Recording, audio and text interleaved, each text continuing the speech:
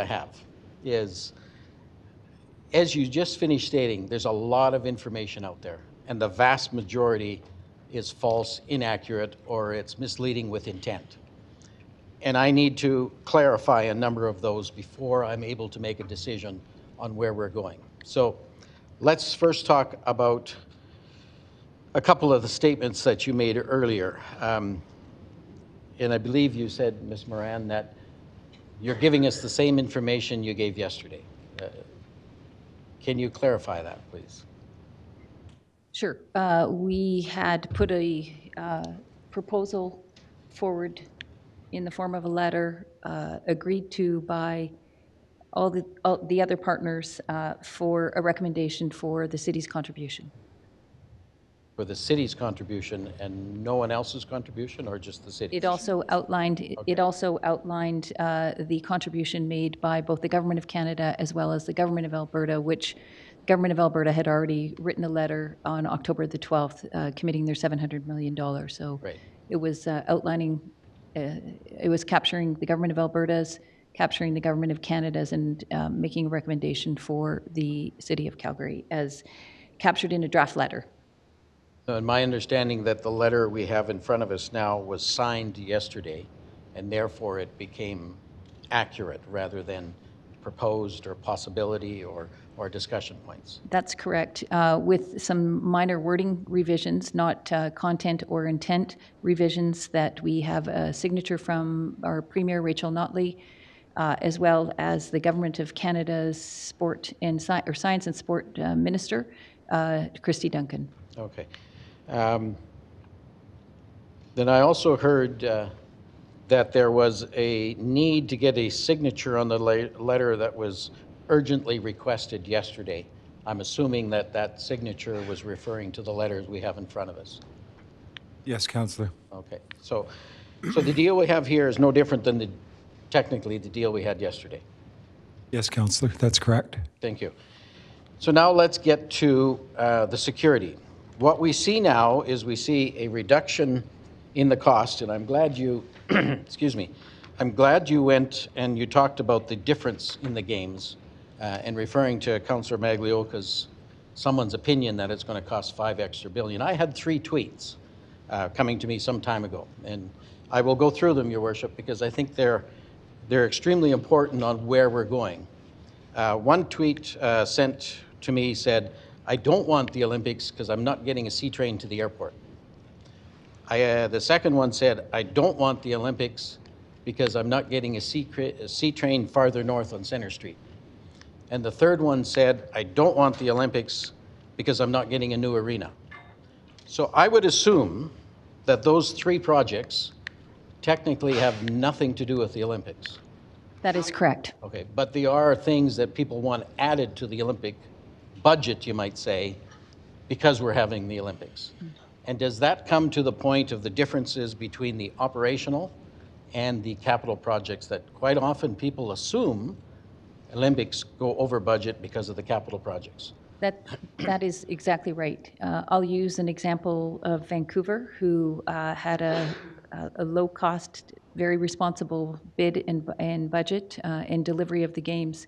And often you will hear people throw additional capital cost into the cost of the games for their decision outside of the games, the bid and the delivery of it for the acceleration of the Canada Line to the airport, as well as the improvements to the Sea to Sky Highway and the convention center. And so those are not costs associated to the games. And I always like to take the opportunity to remind people that we're in a competition.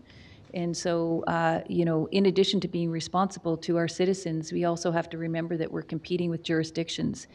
The IOC's guidelines to us is to ensure that we are using 80% of existing venues. And so that's, we would do that anyway because we have so many great venues here that are at end of life and need refurbishment. But we also want to keep costs to a minimal. So we're not adding a whole bunch of unnecessary infrastructures that is not required to deliver a 50-day event. Okay, and I'm looking at the first page of the handout.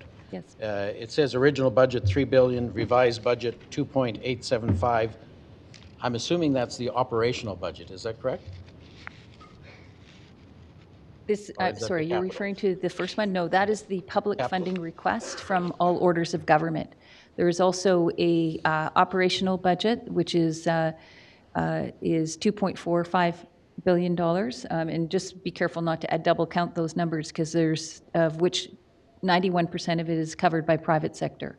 Yes. So in this number, 2.85, we have a small contribution to para that is included. So please don't add 2.4 and 2.8 together. Yeah. It would be 2.2 plus 2.8 for the cost, total cost. So then is the 2.85 the capital aspect? That, it is capital, essential services, legacy as well. And security, all of the, which That's is in the correct. Security and essential services. Okay. So if I add those two numbers together, the 2.875 and the 2.45, we're talking about the overall budget of the Olympics, and that's what I'm trying to clarify. Yes, I will clarify it for you. So in 2.45, there's a $200 million contribution required by the government of Canada, Alberta, and the city of Calgary, which is included in that 2.85. So you should be adding 2.2 and 2.875 together Okay. for the total. So $200 million is included in the letter we received about That's correct. shared costs, That's correct. and 2.45 is operational. 200 million is coming from the shared costs. That's correct. We have, and I forgot to write down the capital. What's the capital budget? The capital budget is just estimated as approximately $1.7 billion, Okay, 1.7. Okay, which includes the new venues, the renewed venues, as well as the housing. and the housing and all of that. Okay, I think I'm getting close to clarifying the numbers, and that's part of the difficulty is we have so many numbers floating out there. Without a paper to show exactly where it is and how it works, you get the differences. So Yes. I do want to go down a couple of the other tweets that were out there, and Councillor Maglioka raised the thing about the Green Line, and I remember hearing Councillor Farkas on the radio about the Green Line. And Your Worship, we did get a letter, and I know it's marked confidential, but I think it needs to be clarified at this point. I'm wondering if I have permission to read out bullet number 3 on the second page. The letter that I sent. Yes. I hate revealing stuff that I wrote confidential on. It's already out there. Yeah. Because I wrote it, I will give you permission to read out number 3. Okay, thank you. And the reason I want to do this is because it comes back to my point of what's out there, what's believable, what's misleading, what's inaccurate, and what do we just not understand. Mm-hmm. And I've gone through a number of the things, and I'm still not quite sure I completely understand it. But number 3 says, recognize other costs that the city and the province are incurring to build infrastructure that would serve Olympic sites and venues. For example, we are currently building the Green Line in Calgary, a project of nearly $5 billion, with about 40% funded by the city, in parentheses, including financing costs, and about 30% from each Alberta and Canada. This line serves many Olympic venues in some portion of the cost that could be used as matching investment. I read that, and what I understood is we're already spending this money, which will assist the Olympics. Can we use that money as part of the matching funds that the federal government would give us? What I heard is that we were cutting the Green Line funding, or we were transfer funding from the Green Line to the Olympics. Is any of that true? There is no assumption about Green Line money either in any way in the hosting plan that we've presented to you, Councillor. Okay. But what I heard today, and Mr. Brown, you can correct me if I'm wrong, but CMLC intended to spend $150 million for a number of projects in Victoria which would assist with the Olympics, and the federal government has decided that they would match that 150, allowing them to technically give us a few more dollars as part of their Olympic contribution. Is that correct? Sorry, go ahead. Yes, so the federal government is acknowledging the 150 million in their contribution. If I understood the question correctly, Councillor, are you asking if the Green Line were added, they would contribute more? Okay, then that's the answer. I was clarifying that this number 3 has nothing to do with Correct. cutting the Green Line or transferring funds from the Green Line to the Olympic Village. Absolutely correct. The same as the 150 coming from CMLC is not cutting it from there. It's just saying, we acknowledge you're doing this, Absolutely right. so therefore we will match it. That's it.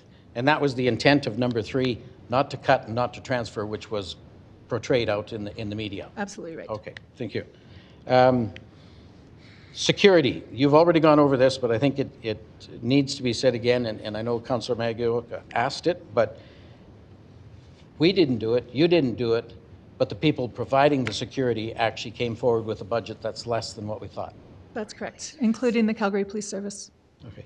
And we've gone over that, every Olympics have gone over budget, which we already talked about. Bus barns, that was leaked, and it was leaked with, again, half of the information, whether or not true or not. So my understanding is Bidco looked at probably a few sites for housing, and they all had different price tags. Yes. And they all had certain circumstances that come with that price tag. And it's been out and it's talked about, so it's certainly not confidential anymore. But what it was said is that the city says it's going to cost a whole lot more to do that than what Bidco said. The city identified the fact that if you put it there, you have to clean it up. And that wasn't in Bidco's original estimate. Is that correct? And we had a contribution towards that cost in the Bidco capital Okay. plan.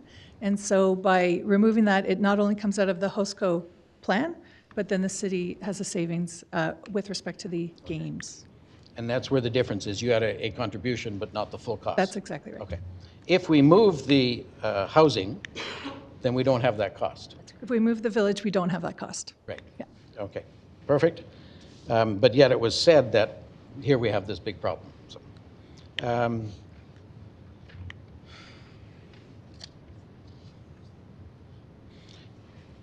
an interesting tweet was out there a few times, and I'm asking this because, again, it's part of that where we don't understand and we think we need to clear it up. It said $450 million the city has to repay IOC. So my understanding is if we apply, if we get the bid, and we get money from IOC, and we, meaning the city, cancels the bid, we have to pay them back some money.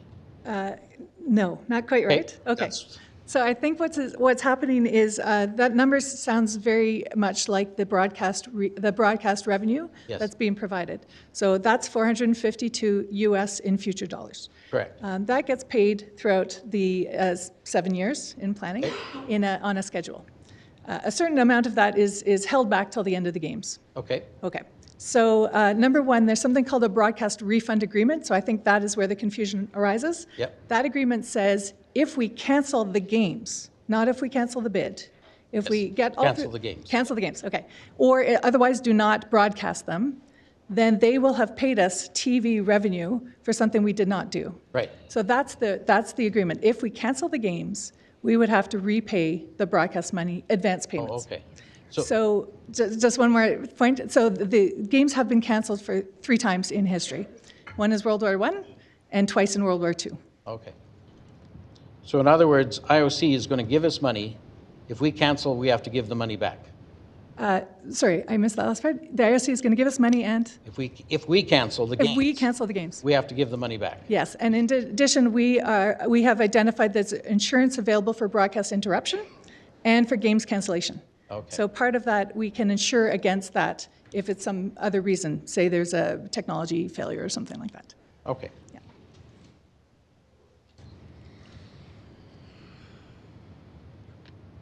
I think that's all I have at this time, Your Worship. Thank you for the ability to go sideways, because I think that's where we are, is sideways, and I think we have to clarify a whole lot of things. I think